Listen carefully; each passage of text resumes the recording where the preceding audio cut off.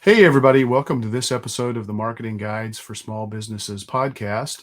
I'm your host today, Ken Tucker of Changescape Web. I'm joined by Paul Barthel and Ian Cantle. Welcome, guys. Thank you. Good to be here. Yeah, it's good to be here for sure. This is part 4 of a series of things that have been bugging us in terms of marketing stuff.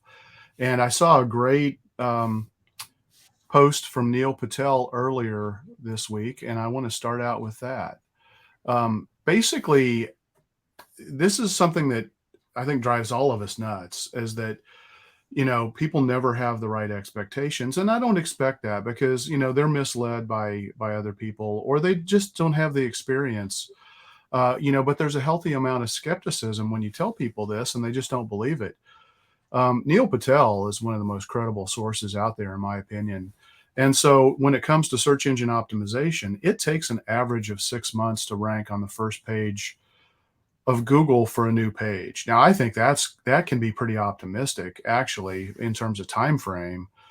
You have to build the right page the right way. It has to have the right content. You have to have done the competitive analysis to make sure that the page is going to be able to get there. Um, so I think that that's really interesting. I know we've talked on this show about the importance of like A/B testing and conversion rate optimization. He's saying that if a page doesn't have at least 1,000 visitors per month, you're not getting statistically significant results. Um, I don't know that that means that you still don't want to do it, but again, I think we need to level set people's expectations. Some of this stuff, while it's important, it may not give them the best uh, results or give them results in the time frame that they expect, and we need to get those levels set. The last thing is paid media. So if you're going to do online ads or paid campaigns, you need to be spending probably a couple of $1,000s a month. Again, most of our clients are not going to be at that level, but I think planning on spending $1,000 a month on paid ads at a minimum is a pretty valid number for many of the businesses we work with. I just wanted to get that out there because I think it's really important for people. You can seriously underspend on advertising, and if you do that, you're going to walk away saying, "Yeah, I spent money on all this money on Google," which may seem like a lot of money to you, but cumulatively. But if it's not enough money to actually drive the results that are necessary to move the needle, there is a point of diminishing returns, and there's a breaking point where you're going to get considerably better returns, and people need to realize that. And it's one of the most frustrating things that I think we deal with. Paul, Ian, you guys have any thoughts on any of these? I do, and nobody's gonna like it. So start with the first one. That's an average. I hate averages because that really depends on the industry and the competitiveness of the market you're in. And the keyword you're going after. Exactly, and that goes back to competitiveness. You may never rank on the first page, or it may take you 3-4 years to rank on the first page, and a lot of that comes back. I don't want to get too deep in the woods here.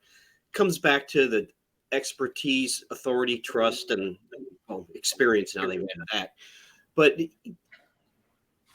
it comes down to how credible does Google think your website is, and that is a whole other area of SEO. And the paid media, especially if we're talking about Google Ads, Google is really using, and has been for quite some time, artificial intelligence for everything, and it's driving their algorithms. And in order for the AI, for Google's AI to optimize your campaign, because there's certain things you can do manually, but it's becoming driven more and more by artificial intelligence, and that requires data.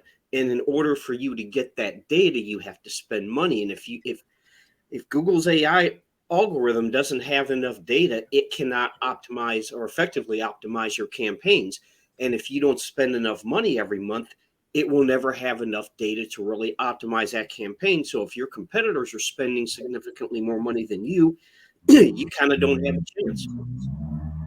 Yeah, and I would add in there, Facebook, the conventional wisdom right now is that Facebook needs $40 a day ad spend to be able to have enough information for its algorithms to kick in and optimize. And that's really what, these platforms want to do. They're trying to make this as smart and deliver the best quality results as possible. We still have to have experts monitor and manage and review what's going on, but those are the thresholds that we're really looking at now. And again, I think if you combine Facebook ads with Google ads, you're talking about a couple of $1,000s a month, like Neil says. Yeah, and again, AI requires data, and to get data requires ad spend. And I Yep. don't mean $50 a month. Yeah, I agree with most of what you're saying, Paul. I totally agree with what you said about SEO. I think averages are extremely misleading, and that it's entirely up to your competitive landscape, as well as where you are today from an SEO standpoint. If you're starting from ground zero, then it's a different equation. And if there's competition that have been there for several years that have garnered those page one keywords, then it's going to take more to de-seat them, especially if they not deceive them, but to de-seat them from position number one, than it is if you're in a very small marketplace, nobody's really put any effort into it. That's why you guys do the same thing as we do when we're bringing on new clients. When we're creating an SEO strategy, we're comparing what the competitive landscape is so that we can understand like who are the people, what businesses are in position number one right now that we have to remove from that seat or rise above them, because we need to send all the right signals that you talked about with the Google Eat framework. We need to send more signals to Google and better signals to Google than what the existing competitors are. And so sometimes like that can be super fast, right? It can be now, 3 months is still realistic because, it takes time to build out the content like you said, Ken. But, I think giving realistic expectations to people is really important. So the 6 months doesn't bother me. It's just, hey, sometimes we can knock it out of the park and do it much quicker. And then on the paid side, I would say, that is equally dependent on your competitive marketplace. Because if no one is spending money on ads and you own that auction for the keywords that you're trying to attract, you don't need to spend as much money. The cost per click is going to be lower. The cost per conversion is going to be lower. But yeah, in most of the competitive marketplaces, even in kind of suburban towns outside of a large city, and this is even more so in the large city, but in the suburbs where a lot of our, smaller businesses, dentists, tradespeople exist, the competitiveness of those marketplaces has risen dramatically, especially since COVID, because businesses had time to play some catch up with their digital marketing, and they understood like, heck, we need more leads because things have dried up. We need to start doing the things that we've been aware of for a long time and we've been hesitant to get involved in. We have clients that spend $1,000 per month on ads. We have clients that spend $15,000 per month on ads. It depends on their competitive landscape. It depends on the value of the lead they're trying to capture, right? Like a windows and doors lead is worth, $7,000 to $15,000. A dental lead is worth less, right? A plumbing job to fix a toilet is worth less. So it really does depend on what is the value. The equation needs to be, what is the value of this lead to the business and what are you willing to pay? Because it's only going to get more competitive. But I love this conversation. And just one comment about the A/B testing. We've had clients who suddenly got the idea from someone that we need a heat map. We need to do heat map tracking on our website. And this was for a dental client, right? We need to do heat map tracking on our website to understand if we are actually getting as much conversions out of this and engagement out of this site as possible. And the thing about that is it's not an e-commerce site, right? E-commerce for sure, like you should be tracking like, where are people's eyes? What are they clicking on? If we present this offer above this offer, what happens to conversions. So all of that stuff should be done. But for most local businesses, that kind of stuff is total overkill. And so really, especially if the website's been created properly and calls to actions are done properly, which it was.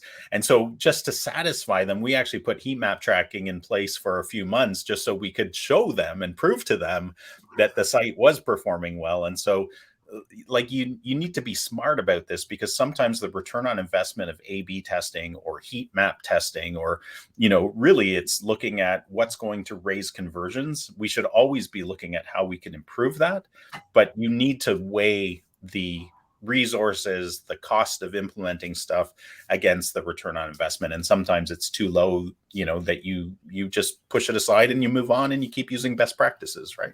Yeah. I want to make a point though about, good to go back to the paid media where you were talking about the value of a deal, and how that may dictate how much you want to be spending. I think it's also important though to figure out, you're talking about window door, that can be multi-day jobs for that $7,000 to $15,000 price range. And if you're fixing a broken toilet, that's not going to be, it's not Might be an hour. Right. Yeah.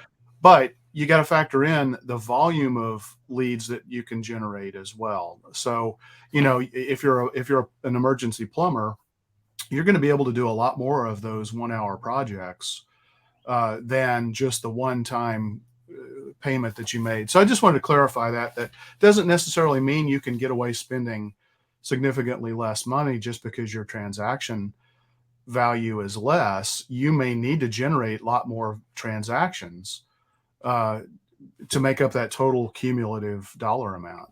Sure. And that's also assuming that you have 100% close rate on every lead you get, right? Like you need to be, so one of the exercises we're doing with one of our clients is we're actually looking at that whole process of, what is happening once a lead comes in. But then also for our listeners to know, meaning what's the ratio, conversion ratio.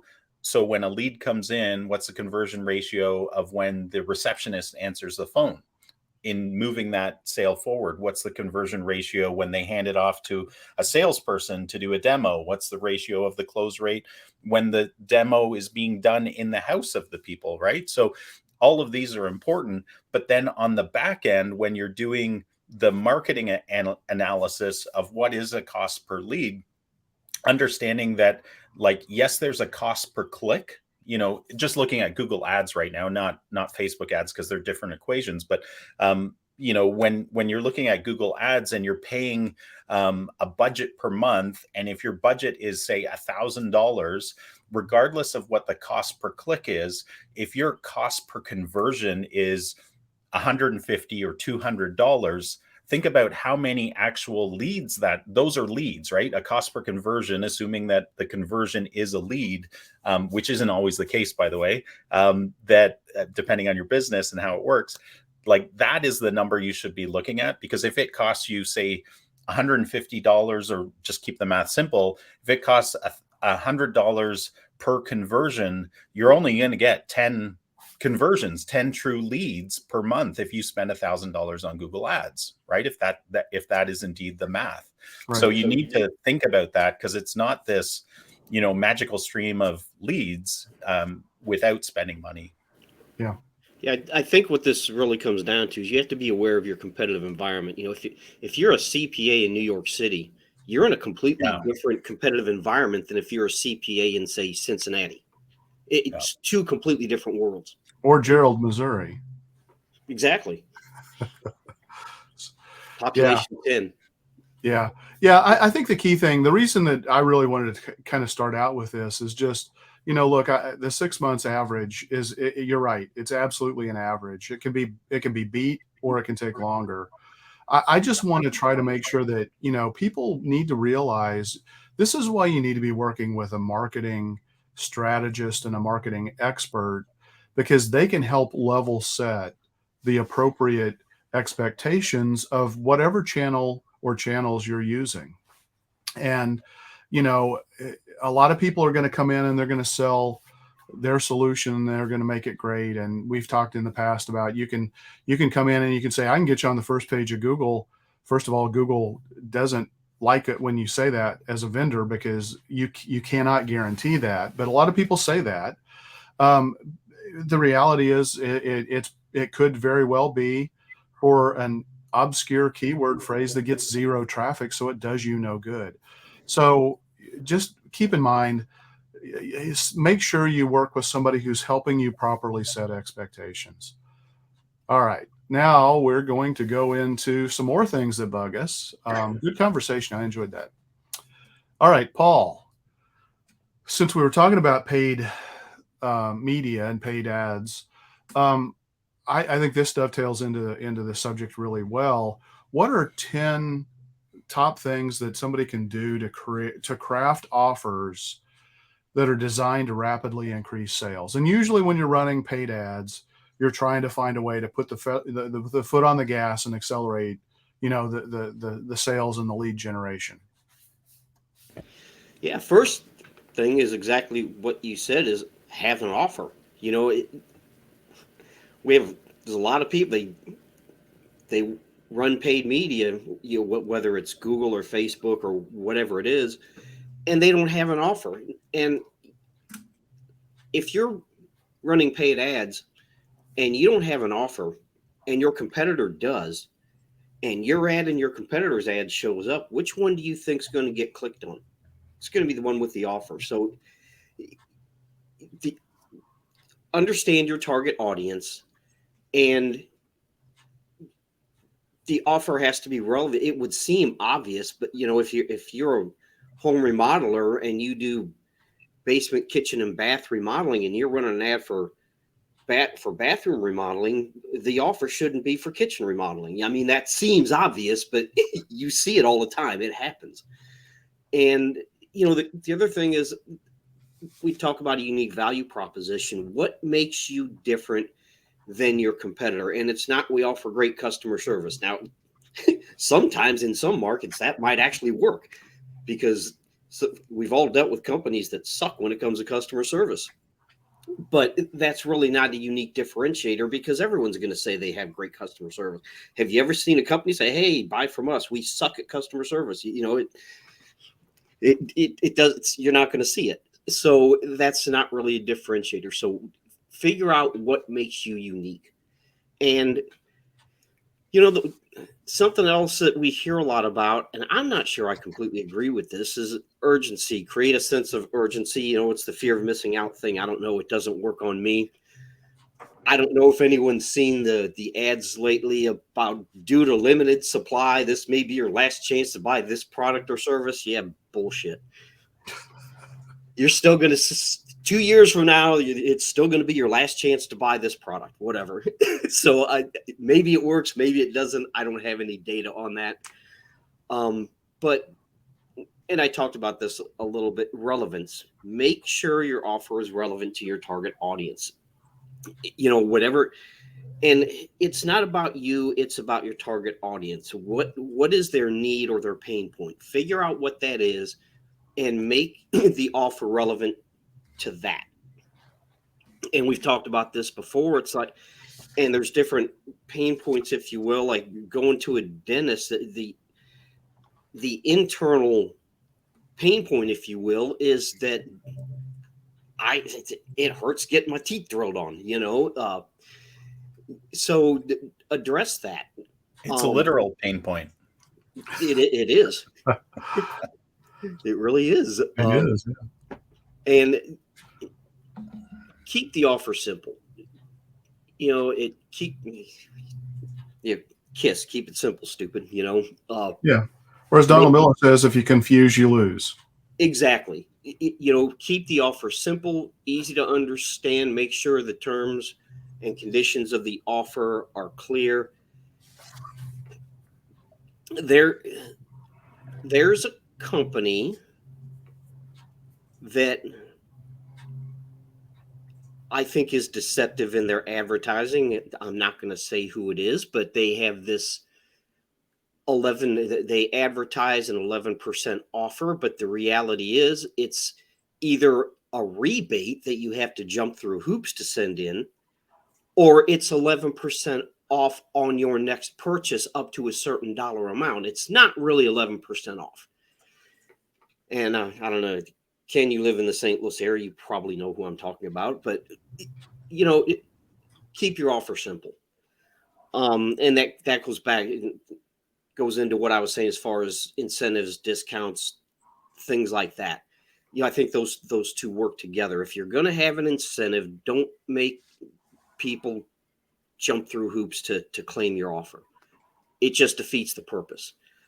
And you have to choose the right marketing channels. Like we said in the past, if you're an accountant, you should have a Facebook presence, but I don't think you're going to get much from Facebook advertising as an accountant.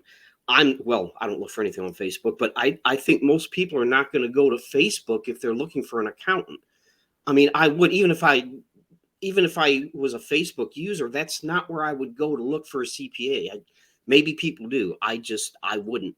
But understand your marketing channels, understand which marketing channels are effective for you, and put your time, effort, and money into those channels.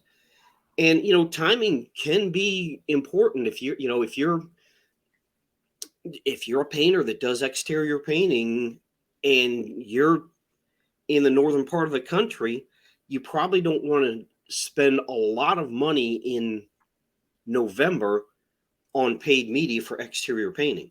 You want to start ramping that up maybe around February, March, depending on where you are, so you can start getting booked up for exterior painting. But you probably don't want to do that in November or December, because you're coming into the cold months where people aren't thinking about exterior painting. So timing can be important, and track and measure what you're doing. And if something's not working, adjust, or maybe it's time to look at a different strategy. So tracking and measuring is important. And follow up. This is something that seems to be non-existent now for some reason. If a customer contacts you, follow up with them. Pick up the phone, call them, respond to them. I mean, that's something that as of late seems to be lacking. We see it a lot in service area businesses. Their follow-up is horrible. Follow up with people. If a customer contacts you and you don't follow up with them, guess what? They're going to move on. And follow-up has to be fast, and fast isn't 3 days. Fast is like minutes. Even if it's an automated, response that, hey, sorry, we missed your call. We talked about this in the past, that the missed call text back. Sorry, we missed your call. Someone will be in touch. At least you have responded to them. So I'm going to disagree with you a little bit on the urgency. I think scarcity and urgency work really well, but they only work well and it all comes down to. Well, I said it doesn't work for me. Well, that's true. But, it all comes down to your target audience, and are you articulating value to help them solve a problem that they are having, and you're using your ad as a way to get placement in front of those people as they're having those problems. And so, to make sure that people take fast action, urgency and scarcity can definitely drive faster activity. And then, like you said, follow-up is absolutely critical. I think it's important to let everybody know, too, you guys probably already know this, the response rate of people who engage with your business, I think, has dropped way off. In terms of when you reach out to contact them, don't be surprised that they're not going to contact you back. And that doesn't necessarily mean that they're interested. It's just there's been a shift in the way people behave. And they may raise their hand and say, hey, yeah, I'm kind of interested in this. I'm ready. I'm willing to give you my email address or phone number. You follow up immediately with them, contact them. Nothing. I mean, the ghosting level that's going on right now in our society is something that I think every business needs to be prepared to deal with. It's an inconvenient hassle, but I think it is a reality. It's an expectation setting kind of a thing that you may need to generate a whole lot more leads now just to be able to get those people who said, "Hey, I want this," to actually make that purchase. All right, that's just stunned Ian. We've left him speechless. So I'm going to give him a question. I'm going to give him a question about offers. So, what are the most effective types of offers at driving sales, from your opinion? Sure. There's lots of options available to the business. Sometimes it depends on how your business is made up. Sometimes it depends, obviously, on the competitive set that competitive landscape that you're in. I mean, everybody's mind jumps to discounts, right? Percentage off, dollar off. Those are the easiest kinds of offers to think about because we're so used to them. The thing to remember about discounts, and I really don't like percentage off or dollar discounts for most businesses because it devalues your product or service. Because it's what you've talked about time and time again, Ken, about like the dangers of Groupons and WagJags and those kind of things is that like if the only reason that somebody's coming to you is because of a discount, if you're a return business, as soon as that discount is gone, they probably won't come to you. They'll go to the next discounted offer, right? So, and for most businesses, and this includes everything from electricians to dentists to, like, you name it, usually your best customers are not the ones that are price driven. Usually your best customers, unless you're in kind of a discounting type business, and very, very price conscious business, it's all about what you guys have already said. You need to create a value proposition to people that is outside of money, essentially, so that they want your service, not regardless of how much it's going to cost, but that's almost a secondary thing to consider. So discounts for sure is certainly an offer that you can present, but I wanted to share the dangers of that. Limited time offers. Paul talked about how that doesn't, that's not a lever that really works with him, but it is a lever that works with many other people. So creating a sense of urgency that this deal is only offered for a limited time. The key thing to remember about that, because I see this occasionally, I've even had customers that occasionally who have traditionally had an offer like this, that's a limited time offer, but really they reboot it every single month. So how limited time an offer is that? So if you're making it a limited time offer, make sure that it's a legit limited time offer. So the way that you can handle that is to say there are only 5 available this month.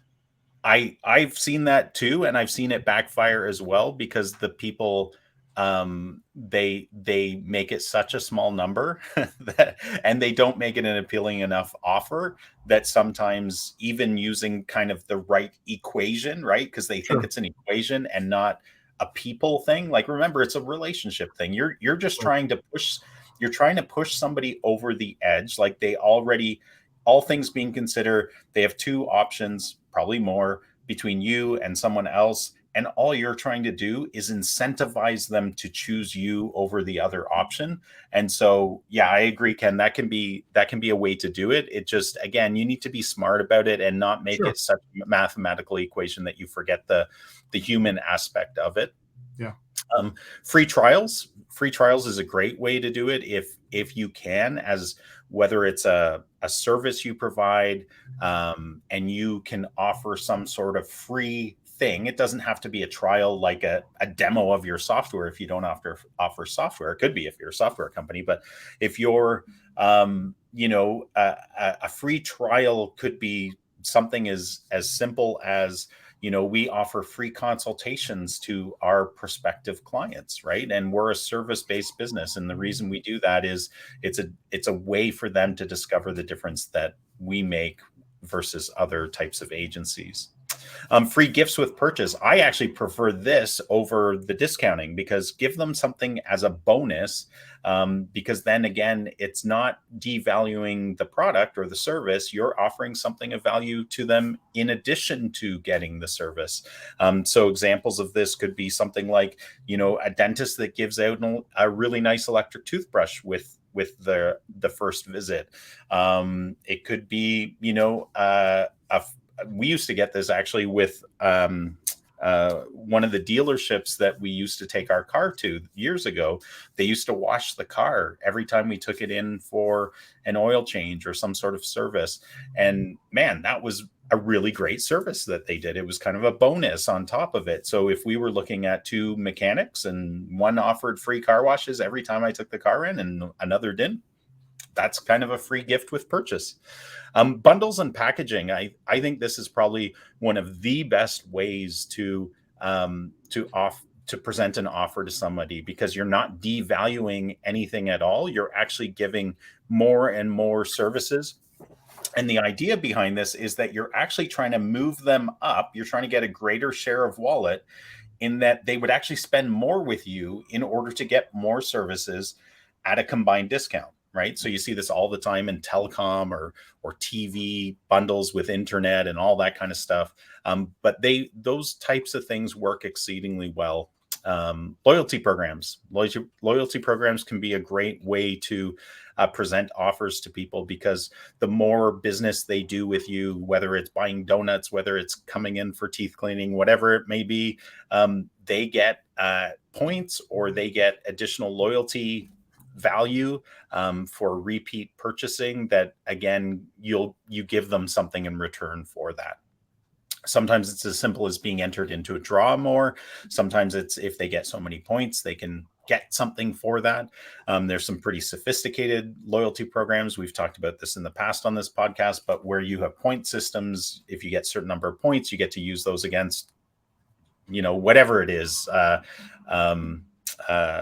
forget the name. Never mind. Like an Apple Watch or something like that, right? And then personalized offers. You can get personalized offers based on what they've done in the past. And these are really, really powerful, because you're connecting with them at where their interests lie. And so that can be one of the most powerful things. And then even referral programs, even though that's slightly different. But if people refer other business to you, you can offer something of value back to them for that. So that's a little bit of a different one, but that's still, some sort of incentivization in order to grow your business. But really, it totally depends on your business. It depends on what you want to do. But again, like I think every business should be looking at these different options available to them and trying something and seeing how it can help them boost their sales by presenting offers to people. And of course, we talk a lot about competitive analysis, but look at what your competitors are offering, because if they're offering something that has a really great incentive and you're not, you're putting yourself at a disadvantage for sure. One of the things that I think is important is, if you are going to do a heavy discount, like buy one, get one, or 50% off, and you're going after you, because a lot of businesses, they just need to get the customer in the door, and they need to give them a reason to come in for that first time, and it could be, a salon, it could be a restaurant, it could be places like that. The key is you have to have an upgrade strategy to get them to come back and to come back again. If you get them in there the third time, it becomes a habit. It's not a transaction. And so your goal is to create an incentive program. If you're going to do this, with your first offer, maybe to get them in the door. Your second offer needs to be able to get them back in the door. Your third offer, or your third value proposition, whatever it might be, needs to get them back that third time. And then you probably don't have the price shopper just looking for the latest, greatest, cheapest deal kind of scenario. And I think the psychology there is really important. And that gets into follow-up. Most businesses, they don't do a good job of follow-up. They may do an okay job of, while the customer's in, giving them great customer service, but there still needs to be follow-up, which, is absolutely critical. So Paul, I'm going to segue from that into another topic that I know you really don't like to talk about at all, but I'm going to make you talk about it anyway. And that is, why should every small business be using a customer relationship management / marketing automation system? Oh, it's not that I don't like to talk about it. I just don't understand why they wouldn't. It baffles me. But It bugs you. we're already we're going a little long, so I'll try to go through this pretty quick. And we've talked about this in the past, is that it helps you automate your marketing process. And like we talked about the missed call text back, and it can take some of these redundant tasks off of your office staff and automate them. And that makes those people more efficient and more effective. It can, someone fills out a contact form on your website, and they immediately get a response saying, hey, we'll be in touch. You can set up these if else branches in your automations that if the customer responds this way, do that. If they respond this way, do something else. And so I won't get into that, but it can help automate a lot of things. Now, I will say automation is not like the be all and end all silver bullet. You still have to pick up the phone and talk to your customers and prospects. But automation can help with that too. It can, but at some point you have to talk to people, I think, and Right. it can help, and it can help improve your customer relationships. And goes back to what I said, like the missed call text back. If someone calls, and this is great for service area businesses where they may be out in the field and they can't answer the phone. Someone calls, they immediately get a text back saying, hey, sorry, we missed your call. And that can put them into an automation saying, what can we help you with? What product or service are you interested in? And if you're go back to the remodeler, they say bathroom remodeling, well, you can have it, then that can send them into a FAQ automation, if you will, FAQ automation, saying, and ask some questions, say, okay, what kind of remodeling do you need done? That could be a whole nother topic, but and all this goes back to increased efficiency and productivity, which a CRM can do. And it can help you analyze customer behavior, and you can develop targeted marketing campaigns. If you're a painter, for instance, and you did an interior painting for a customer, but you've never done exterior painting, you can use something called tags, where you can develop a list that you can send out a targeted email or marketing campaign to everyone that you've done interior painting for, but have not done exterior painting for. And that's because if you did interior painting for someone a month ago, you don't want to send them an email about interior painting. Okay, that might irritate them. So it can help you create targeted campaigns. And that goes back, it kind of goes into identifying, your sales forecasting. And you have this customer data where you can target, you can segment and target your audience. And that can help you be more competitive, because if your competitors aren't doing any of these things, that gives you a competitive advantage. So all those things, I didn't want to go into detail. I said, I know we're already going long, but a CRM can just improve the overall efficiency and competitiveness of your business. And I don't know why, especially this, the current environment, the competitiveness of the environment that we're in. If you're not using a CRM, you're putting yourself at a competitive disadvantage, unless your competitors are not using a CRM. And I guarantee you that some of them are. Yeah. The example that I used about, if you're getting somebody to give an aggressive offer to get somebody in the door that first time, one of the best, most effective ways to make sure that you have the follow-up, to send them the second message and the third message and the fourth message to get them to come back the second, third, fourth, fifth time, is to automate it. It makes sure that nothing falls through the cracks, and it builds the relationship. Leaky bucket syndrome. What's that? Leaky bucket syndrome. Yeah, exactly. And then also,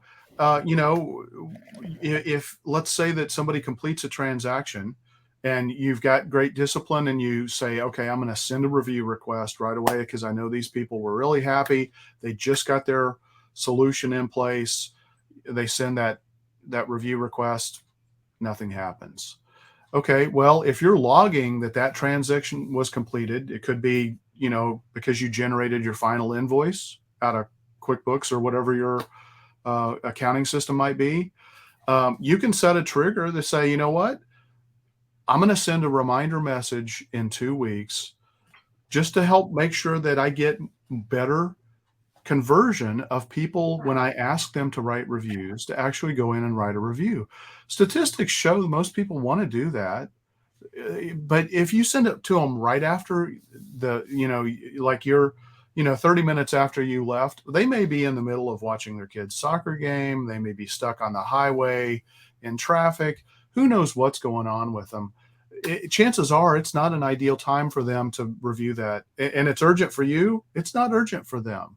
So building automations and doing things smartly, or even sending a message to somebody inside the business to say, hey, this action hasn't taken place and it's been a couple of weeks. You need to pick up the phone and call. You can automate that process to remind your staff and even get it to the point where all they have to do is press a button and the call is being connected. So marketing automation is massive. And every business that I know of, if you're complaining about the fact that you don't have enough people to do the work that you're trying to get done to support the level of clients that you want, here's a newsflash, folks. You need to look at investing in smart marketing automation. And something, you talked about, it may not be an ideal time for them to leave a review. If you're business to consumer, you can even set windows for when those review requests go out, so that maybe you do it on a Saturday evening or a Sunday evening. They get that review request, which might be a more ideal time than in the middle of the week when they're at work. Right. Yeah. Ian, I don't think you have any thoughts on CRMs or marketing automation at all, right? I love them. Get them. Use them. Exactly. I mean, here's the thing. Everybody has experienced businesses who fail dramatically at the customer relationship management part. We've all had it. I've dealt with big businesses who obviously have a CRM system, because the last time I spoke to them, they said they were entering my data into that CRM system. But every time I call them, they have the data wrong, or they have no data. Like, you got to use it. You got to train your people on it well. But you also have to choose a good CRM system that's going to take you into the future. But yeah, like if I think everybody who's listening on this call and who's talking on this podcast understands that it's all about relationship, right? Unless you're, even if you're a fast serve restaurant, it's about relationship. If you leave a good feeling with those people when they leave, they're going to come back. You have to deliver on the quality of the food. And the same is true with other service businesses and products, right? But especially if it's a long sales process, man, the relationship is even more important, and having continuity in the discussion, because the prospective customer, they will remember everything that was talked about on that call, because they only have one call to think about and one experience, or maybe a couple experiences with a couple businesses to worry about. But your people, they can't retain that information probably, unless they have a photographic memory, and they need a CRM system that's going to support that. So, the contact record pops up when somebody calls in, they can look at it. They can go, oh, here's my notes from the last call. I know what they're talking about. It can make or break a relationship for sure. Yeah. One last thing about that too is there are so many systems out there that claim that they're a customer relationship management system. Yeah. They need to have super strong marketing capabilities. Otherwise, you need a marketing focused CRM. Chances are you've got a system that's great for operational support. It lets you plan out and execute on a project, and keeps track of all your bills and materials and all that kind of stuff. It captures customer data, but it's not really designed and doesn't give you all of the right tools. So again, don't be fooled by that. And also keep in mind that a lot of these systems that are operational systems that claim that they're marketing, they're a closed system, and they do that by design because they know they suck at the marketing aspect, and they don't want to open it up to anybody else because they're afraid that somebody's going to find a different, better solution. And guess what? They're out there. So yeah, and one of the challenges I think, Ken, is that it's almost like you need a marketing partner guide who can help you through even just the decision making process, the question asking process of even choosing a tool, a CRM system, because quite frankly, like, unless you know what you're looking for and what questions to ask, every CRM system has a set of bullet points about marketing that if you're not truly in it and understand what they're talking about, you'll just be like, great, it does my marketing. That is fantastic. So it's almost like you need somebody to walk you through a needs analysis. And it would be super helpful to have your marketing partner on the call with the CRM people, whether it's a practice management software or, there's all sorts of service technician softwares out there, but have somebody who knows what to ask and to really dissect the information so that you can come away and have a debrief and go, okay, so they said this, but it can't do this, and this is what you want. So don't get the software.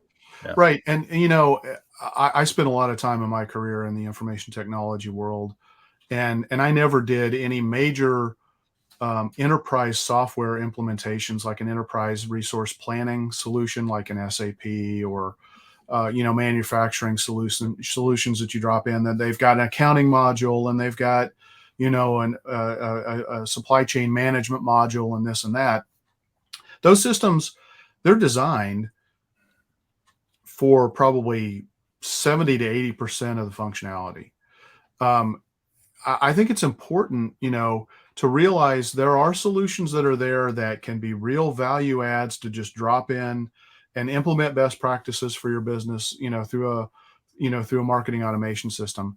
There are also times and places where you need to make sure that system is able to be designed to support your business, because chances are the way you do your business, part of that could be what makes you different. And so if you're trying to implement a system that forces you to do stuff in a certain way, and you don't have the ability to customize that to support your business, you may be actually hurting your business. So you really need to think this through. And again, that's a lot of work to go through and figure out all this stuff. And you have to have prior experiences and context to be able to make some of those good decisions sometimes. And so I think that's where, in your point about having a guide, who can take you through this, is just critically important. Yeah. The other side to it, Ken, goes back to something you said about the connectedness of the software, because there are some softwares, like say you're a dentist or a medical practitioner of some kind, and you have a practice management software. Usually those systems are really, really great at patient management, right? And treatment management. And you need that. Right. But a lot of those systems, you need to make sure that the system you choose has an open interconnectiveness. Usually an API is the term that we would use, that allows another system to dovetail with it safely and securely. Yeah. But to be able to share information so that you can then use the power of a marketing automation CRM system with the practice management software system. And that's where, that I think as long as there's an open system of some kind, then you're probably good. But yeah, so many people get caught in closed loop systems and they're stuck. Yeah, it's so sad to me. All right, Ian, another topic that I know you don't like to talk about at all. I don't know if we have time to cover this one, Ken. I am going to make you talk about it. Why do too many small businesses skip developing a marketing strategy, and how does this actually hurt their business? Yeah, I don't hate this question. I actually love this question. I know I'm being obnoxious. Oh, okay, you were being sarcastic. So I am Mr. Sarcasm today. All right. So I think businesses skip the marketing strategy part, creating a marketing plan, for a few reasons. The first one I think is critical is that they haven't defined their goals. Like, what do they want to achieve? Like, everybody has like, I need more leads, or I need to, do this, but really defining your goals is really important, because everything you do, every plan you develop, every marketing activity performed should be in Every support of breath you those. take. Every breath you take by the police must be must support the goals that you've defined. So that's a key part of the planning process, is defining your goals, right? So if you haven't done that, you know get planning. The other big thing is, most businesses, especially small to medium sized businesses, don't have dedicated marketing people within the business, or they have people that have some sort of marketing knowledge, but that's not really their core part of their job. And so nobody has really been tasked with developing a marketing plan that incorporates strategies and tactics and goals and responsibilities and all that kind of stuff. And so you really need to make sure that you hire a resource that can help you with that, right? If you don't have that, or you don't have the time for it, hire somebody that can help you. Another reason why small businesses don't invest in marketing planning and strategy is they might not see the immediate value. One of the things that people feel like, especially entrepreneurs, right? We all have this tendency to just keep driving forward, and that's a strength, right? That's what makes us succeed. But it's also negative if we don't work on the business as much as we work in the business. And so a lot of businesses just feel like, what's the flavor of the month? What's this, what's all the hubbub and buzz about? Okay, it's Facebook ads. I got to do Facebook ads. That's what my competitor's doing. Back in the day, we used to see that with websites. Why are you building a website? Because my competitor has a website. Well, that is a good reason, but you need bigger reasons than that. So you really need to, make sure that you understand that, just like when you say you were a military operation, you would plan it out before you actually do any activity. Say you were going on a vacation and it was complex vacation, even if it wasn't too complex, you would plan it out. You would book your hotels. You would, how am I going to get there? You would book your transportation, or determine if your car needed servicing. Whatever it is, it's a plan.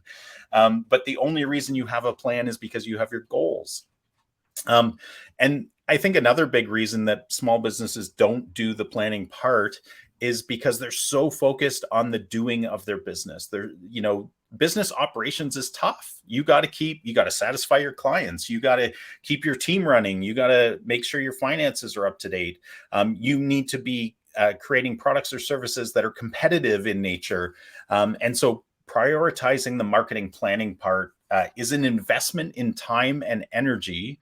But when it's done and done properly, it actually reaps huge rewards, because you'll be laser targeted on what you need to be doing to produce the goals you want to achieve. But if you don't do that, and I think, you guys would agree with this, we see it all the time, is that we see a lot of businesses using the haphazard approach of, the latest shiny object, or, I'm jumping on this bandwagon, and there's no rhyme or reason to what they're doing. And there's really no integrated framework or strategy to work in. And so they're blowing their brains out on some marketing tactic that doesn't fit, right? There's no plan to it. And so, that's really sad to see. And so don't do that. Take the time, plan it out, get the help you need in order to create a plan that aligns your efforts and produces great results. So I'm going to say it, or I'm going to ask you to say it. What happens when you get marketing strategy working to where things can amplify and build? Force amplification. Or force multiply. It's a force multiplier. Oh, I got it wrong. So, but it's true. It is. And I would even go further in that there's marketing planning and marketing strategy that is done in a way, because I saw this all through my career corporately, that's done in a siloed way, right? Like this year, we're going to focus on this, and this. But what we, the three of us talk about a fair bit is a systematic approach to marketing where, once you have your goals, who your target audience is, what your core message is, you've done the research, you understand how you're going to take it to the marketplace. It's then, okay, what strategies are we going to employ? What are the gears in our marketing engine? And how Yeah. can we get those gears working in tandem to actually drive us forward to our goals? And too often you see, I call it the spinning plate syndrome, which is, was it Ed Sullivan or something? I don't know. Back in the day, they used to have these Yeah. entertainers that would have poles and they'd spin plates on them. And some of them were amazing. They'd get like 25 plates going, but Yeah. eventually the plates would wobble and they'd have to run around and keep those plates spinning. And that's all they do.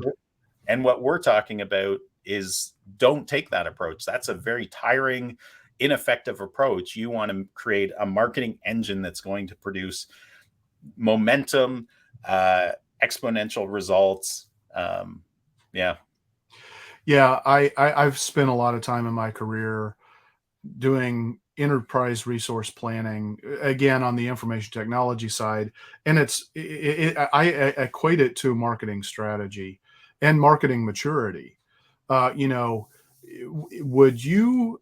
I'm asking our listeners and viewers, would you live in a home that did not have a set of blueprints that were reviewed and vetted by uh, an architect, or had a home inspector come and check it out before you move in? Would you run your business in a building that nobody had ever vetted to make sure that the walls aren't going to collapse in and kill half of your customers? Why are you doing the same? Why are you not doing the same thing with your marketing? It's a system. You have to design it. It has to be vetted. You have to pull the right levers at the right times, using the right channels. And that doesn't happen, accidentally. It happens by design.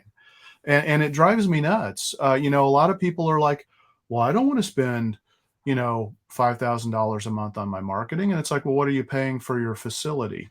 Oh, well, why are you paying for a facility and not be willing to pay for your marketing? I mean, it's like you're not saving money. You're just shooting yourself in the foot and hamstringing yourself. So I can use a couple of different metaphors, analogies. I'm horrible at that stuff. Anyway, I'm back off my soapbox. That's a good analogy though, Ken. And one that popped into my head too was, if you're a couch potato and suddenly you decide you want to run a marathon and actually enter into the Olympics, that's your goal.